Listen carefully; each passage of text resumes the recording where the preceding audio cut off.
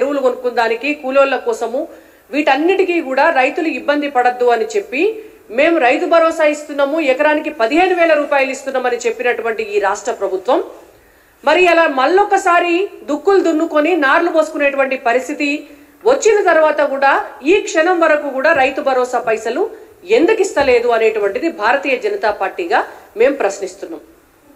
మళ్ళా రైతులు పుస్తెలతాళ్ళు తీసుకుపోయి బ్యాంకులలో పెట్టుకోనో, లేకపోతే అర్తి నడిపేటోళ్ళకి ఇచ్చుకోనో, లేకపోతే అవసరంలో కాడికి తీసుకుపోయి అడ్డికి బావు సేరుకు అమ్ముకోనో, మళ్ళీ వాళ్ళ రైతులు వ్యవసాయం చేసుకునేటటువంటి దుర్భరమైనటువంటి పరిస్థితి, దుర్భరమైనటువంటి కాలం.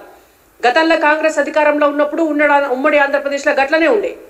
మళ్ళా గటువంటి కాలాన్ని కాంగ్రెస్ ప్రభుత్వం తీసుకొస్తోంది అనేటువంటిది ఇవాళ ప్రత్యక్షంగా జరుగుతున్నటువంటి అంశం. పున్నం నాడు అడిగితే అమాస నాడు ఇచ్చినట్టు పోయినసారి వాళ్ళ అధికారంలోకి రావంగానే ఇవ్వవలసినటువంటి రైతు భరోసా పైసలు మొత్తం కోతలు కూడా అయిపోయి పంట తీసుకొచ్చి మార్కెట్ యార్డ్లో పెట్టినాక ఎలక్షన్లు ఉన్నాయని చెప్పి 2 రోజుల ముంగడ గప్పుడేసిండ్రు. ఇవాళ నార్లు పోసుకునేటటువంటి యాళ్ళకు కూడా రైతు భరోసా గురించి సడి లేదు, సప్పుడు లేదు. ఇవాళనే నకిలీ విత్తనాలు, నకిలీ పత్తి విత్తనాలు సరఫరా చేస్తున్నటువంటి ఒక ముఠాను నల్లగొండ జిల్లాల పోలీసులు అరెస్ట్ చేసిండ్రు. అంటే ఇవాళ ప్రభుత్వానికి కళ్ళు కనబడతలేవా? పత్తి విత్తనాల కొరత ఉండేటటువంటి ప్రమాదం ఉన్నది అని చెప్పి వ్యవసాయ నిపుణులు హెచ్చరించిండ్రు, సైంటిస్టులు హెచ్చరించిండ్రు, పత్తి విత్తనాలు సప్లై చేసేటటువంటి కంపెనీలు కూడా చెప్పినాయి మేము ఈసారి గింతే ప్రొడ్యూస్ చేస్తున్నాము పత్తి విత్తనాలు అని. మరి ఇవాళ ఉన్నటువంటి రాష్ట్ర ప్రభుత్వానికి ఏమన్నా రైతుల పట్ల బాధ్యత ఉన్నదా? పత్తి విత్తనాల షార్టేజ్ ఉన్నది, నకిలీ పత్తి విత్తనాలు మార్కెట్ మొత్తం నిండిపోయినాయి.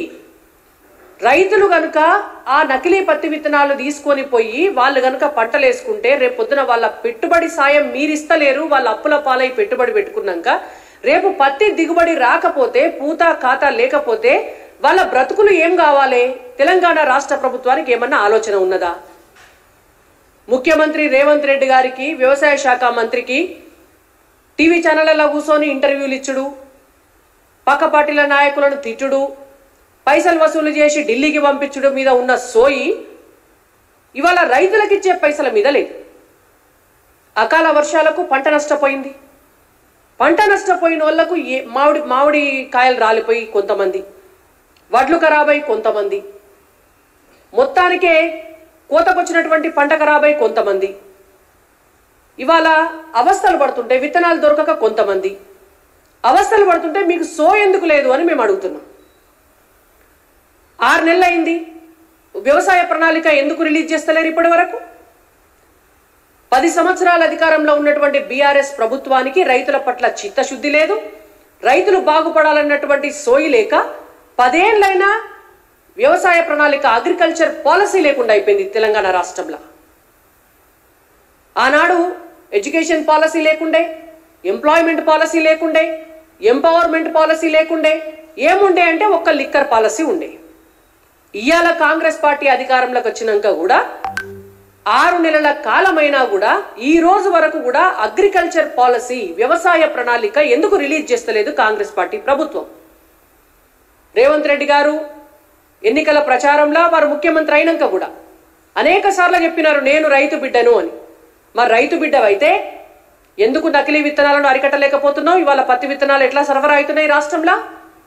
రైతు బిడ్డవైతే రోహిణి కార్త్ వచ్చినాక కూడా రైతు భరోసా పైసలు ఎందుకు రిలీజ్ చేస్తలేవు రైతుల కోసం?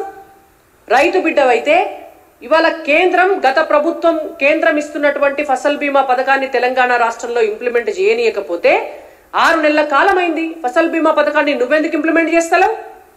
చలో నువ్వు చేయవు కావచ్చు, కేంద్ర ప్రభుత్వానికి పేరు వస్తుంది, మేము ఫసల్ బీమా పథకాన్ని ప్రధానమంత్రి పేరు మీద ఉంది కాబట్టి మేము ఇక్కడ పెట్టము అంటే ఏదన్నా ఒక పంటల బీమా పథకం పెట్టు. 6 నెలలైనా తెలంగాణ రాష్ట్రంలో ఒక పంటల బీమా పథకం ఎందుకు లేదు? మీకున్నటువంటి చిత్తశుద్ధి తెలంగాణ ప్రజానీకం మీద ఇదేనా అని మేము అడుగుతున్నాం. గత ప్రభుత్వం 1,00,000 రూపాయల రైతు రుణ మాఫీ అని రైతులను నిండా ముంచింది. 10 ఏళ్లైనా వాళ్ళకి శాతగాలే చేయడం. మీరు 2 లక్షల రైతు రుణ మాఫీ అధికారంలోకి రావంగానే చేస్తాము అని చెప్పి మళ్ళొక్కసారి రైతులను నిండా ముంచారు. మీరు చేసిందేమున్నది రైతులకు ఈ రోజు వరకు? 500 రూపాయల బోనస్ ఇస్తామని 7 పంటల పేర్లు చెప్పిర్రు మీరు. వడ్లకి ఇస్తామంటిరి, జొన్నలకి ఇస్తామంటిరి, మొక్కజొన్నకి ఇస్తామంటిరి, చెరుకుకి ఇస్తామంటిరి, పసుపుకి ఇస్తామంటిరి, శనగకి ఇస్తామంటిరి, వేరుశనగకి ఇస్తామంటిరి. తీరా లెక్క తీస్తే ఇయ్యాల వడ్లకు కూడా మొత్తం ఇయ్యము, మేము ఒక్క సన్నాలకే ఇస్తామని చెప్తున్నారు. మరి వాళ్ళు ఒక్క సన్నాలు వేసుకునే బతకమంటారా తెలంగాణ రైతులందరినీ? మరి తెలంగాణ రైతులందరూ కూడా ఒక్క సన్నాలే వేస్తే మరి అవి కొని మీరు ఏం చేస్తారో చెప్పాలి. మీ దగ్గర మరి ఆ సన్న వడ్లన్నింటినీ కూడా కొనేటువంటి మెకానిజం ఉన్నదా? తెలంగాణ రాష్ట్రంలో ఉన్నటువంటి సివిల్ సప్లైస్ డిపార్ట్మెంట్ అంత ఎఫిషియెంట్గా పనిచేస్తున్నదా? నిన్న ఉత్తమ్ కుమార్ రెడ్డి గారు ఒక ప్రెస్ కాన్ఫరెన్స్ పెట్టి ఈ పక్క పొంటి ఒక 3 నాయకులను, ఆ పక్క పొంటి ఒక 5 నాయకులను కూర్చోబెట్టి పెద్ద ఉపోద్ఘాతం చెప్పినాడు. సివిల్ సప్లైస్ డిపార్ట్మెంటు 58,000 కోట్ల రూపాయల అప్పులల్లో ఉన్నది అని గర్వంగా చెప్పుకుంటున్నాడు ఆయన. 58,000 కోట్ల రూపాయల అప్పుల్లో సివిల్ సప్లైస్ డిపార్ట్మెంట్ ఉన్నది. 11,000 కోట్ల రూపాయల నష్టాల్లో ఉన్నది సివిల్ సప్లైస్ డిపార్ట్మెంట్ అని. ఇవాళ మేము భారతీయ జనతా పార్టీగా ఒక్కటే క్వశ్చన్ అడుగుతున్నాం. సివిల్ సప్లైస్ డిపార్ట్మెంట్ చేయాల్సినటువంటి పని ఏం చేస్తుంది? కేంద్రానికి రాష్ట్రానికి వడ్లను కొని ఇస్తుంది గంతే. మరి సివిల్ సప్లైస్ డిపార్ట్మెంట్కు 58,000 కోట్ల రూపాయల అప్పు చేయవలసినటువంటి అవసరం ఎందుకు వచ్చింది? ఇది కాళేశ్వరం కంటే పెద్ద స్కాము. కాళేశ్వరం కంటే పెద్ద స్కాము సివిల్ సప్లైస్ డిపార్ట్మెంట్ లో జరిగింది. మీ నోటెంబడి మీరు చెప్పిన మాటే. మీ సివిల్ సప్లైస్ కి సంబంధించినటువంటి ప్రభుత్వం ఇచ్చినటువంటి లెక్కలల్లా ఉన్నటువంటి విషయం 58,000 కోట్ల రూపాయల అప్పు ఎందుకైతుంది సివిల్ సప్లైస్ డిపార్ట్మెంట్ కి? మీరేం ఖర్చు పెట్టినరని అవుతుంది? మీరేమన్నా గోడౌన్లు కట్టిర్రా? లేకపోతే మీరేమన్నా పెద్ద పెద్ద నిర్మాణాలు చేసిర్రా? లేకపోతే మీరేమన్నా మార్కెట్ యార్డులు కట్టినరా? లేకపోతే ఇంటింటికి రైతుకు ఒక గోడౌన్ కట్టి పెట్టినరా? ఒక్కో రైతుకు ఒక్కో గోడౌన్ కడితే కూడా 58,000 కోట్ల రూపాయలు కావు తెలంగాణ రాష్ట్రంలో. మరి మీరు ఎందుకు అప్పు చేసిండ్రు? గత 10 సంవత్సరాల కాలంలో 58,000 కోట్ల రూపాయల అప్పు సివిల్ సప్లైస్ డిపార్ట్మెంట్కి అయింది అంటే కాళేశ్వరం కంటే పెద్ద స్కామ్ జరిగినట్టే లెక్క. మరి ఈ స్కామ్ ను బయట పెట్టేటందుకు తెలంగాణ రాష్ట్ర ప్రభుత్వం ఎందుకు చర్యలు తీసుకుంటలేదు? ఉత్తమ్ కుమార్ రెడ్డి గారు ఎందుకు కేసీఆర్ గారిని రక్షిస్తున్నారు? ఇవాళ భారతీయ జనతా పార్టీగా మేము అడుగుతున్నాం. 58,000 కోట్ల రూపాయల అప్పుకు ప్రభుత్వం ఇచ్చినటువంటి లెక్కల ప్రకారం 290 కోట్ల రూపాయల వడ్డీ కడుతున్నారు నెలకి. ఈ పైసలు ఎవలై? ఇవేమన్నా రేవంత్ రెడ్డి అత్తగారింటికి వచ్చి తెస్తున్న పైసలా? ఉత్తమ్ కుమార్ రెడ్డి గారికి వాళ్ళ అమ్మగారు వాళ్ళ నాయన ఇచ్చినటువంటి పైసలా? తెలంగాణ రాష్ట్ర ప్రజల పైసలు. ఎవల కోసం మీరు అప్పు చేసిండ్రు? ఎవల కోసం మీరు వడ్డీలు కడుతున్నారు? ఎవల కోసం సివిల్ సప్లైస్ ని 11,000 కోట్ల నష్టాలలో ఉంచిండ్రు? దీని వెనుకాల ఉన్నటువంటి లోపాయికారి కుమ్ముకు గత బీఆర్ఎస్ పార్టీ ప్రభుత్వానికి రైస్ మిల్లర్లకు మధ్య ఉన్నటువంటి అవగాహన ఏం జరిగింది అనేటువంటిది ఈ ప్రభుత్వం ఎందుకు బయటపెడతలేదు? మేము రైస్ మిల్లర్స్ ని అందరినీ అంటలేదు, నిజాయితీ పరులు కూడా ఉంటారు రైస్ మిల్లర్స్ లా. కానీ ఇవాళ ఇన్ని వేల కోట్ల రూపాయల అప్పు ఉన్నది అంటే దాని వెనకాల రైస్ మిల్లర్లకు బీఆర్ఎస్ పార్టీ ప్రభుత్వంలో ఉన్నటువంటి ఆనాటి పెద్దలకు, కాంగ్రెస్ పార్టీ ప్రభుత్వంలో ఉన్నటువంటి ఈనాటి పెద్దలకు మధ్య ఏ లాలూచిబడి ఇవాళ తెలంగాణను మీరు ఇన్ని నష్టాల లోపలికి తీసుకుపోతున్నారు అని మేము అడుగుతున్నాం. ఎందుకు దీనిపైన ఎంక్వైరీ వేయకూడదు అని మేము అడుగుతున్నాం. నిన్నగాక మొన్న ఒక రైస్ మిల్లర్స్ అసోసియేషన్ నాయకుడిని అరెస్ట్ చేసి అర్ధరాత్రి తీసుకుపోయి మెజిస్ట్రేట్ ముంగట ప్రవేశపెట్టిండ్రు.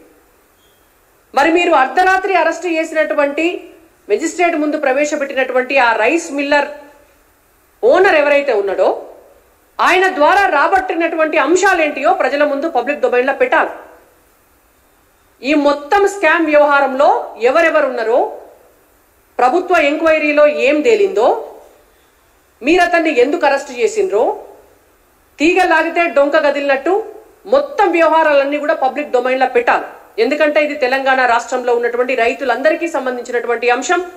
ఇది తెలంగాణ సంపదకు సంబంధించినటువంటి అంశం. ఇవాళ మేము ఒక్కటే డిమాండ్ చేస్తున్నాం. బీఆర్ఎస్ పార్టీని కాపాడడం కోసం, బీఆర్ఎస్ పార్టీ పెద్దలను కాపాడడం కోసం, ఇవాళ ఉన్నటువంటి కాంగ్రెస్ పార్టీ పెద్దలు వాళ్ళని వాళ్ళు కాపాడుకోవడం కోసం తెలంగాణ ప్రజల్ని మోసం చేసేటటువంటి ప్రక్రియ నడుస్తుంది. కాబట్టి మీకు నిజంగా నిజాయితీ ఉంటే, మీకు నిజంగా చిత్తశుద్ధి ఉంటే రేవంత్ రెడ్డి గారు మీ పట్ల, మీ సివిల్ సప్లైస్ డిపార్ట్మెంట్ పట్ల ఇప్పటికే మా బీజేఎల్పీ లీడర్ మహేశ్వర్ రెడ్డి గారు అనేక ఆరోపణలతోటి, మీకు అనేకమైనటువంటి ఆధారాలతోటి బయటపెట్టినటువంటి విషయం తెలుసు. దానికి కొనసాగింపుగా ఇవాళ ఈ సివిల్ సప్లైస్ కి సంబంధించినటువంటి 58,000 కోట్ల రూపాయల అప్పు, 11,000 కోట్ల రూపాయల నష్టం పైన సిట్టింగ్ జడ్జి తోటి విచారణ చేయించాలి అని చెప్పి భారతీయ జనతా పార్టీగా మేము డిమాండ్ చేస్తున్నాం. ఖచ్చితంగా జరగాల. జ్యుడిషియరీ ఎంక్వైరీ చేసి ఈ మొత్తం వ్యవహారంలో ఎవరున్నారో వాళ్ళను బయటికి గుంజుకురావాలని చెప్పి ఇవాళ బీజేపీగా మేము డిమాండ్ చేస్తున్నాం.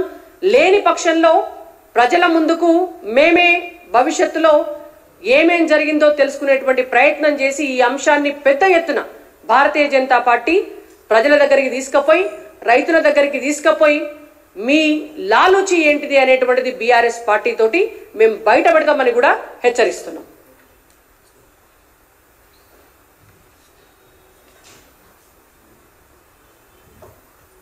ధన్యవాదాలు.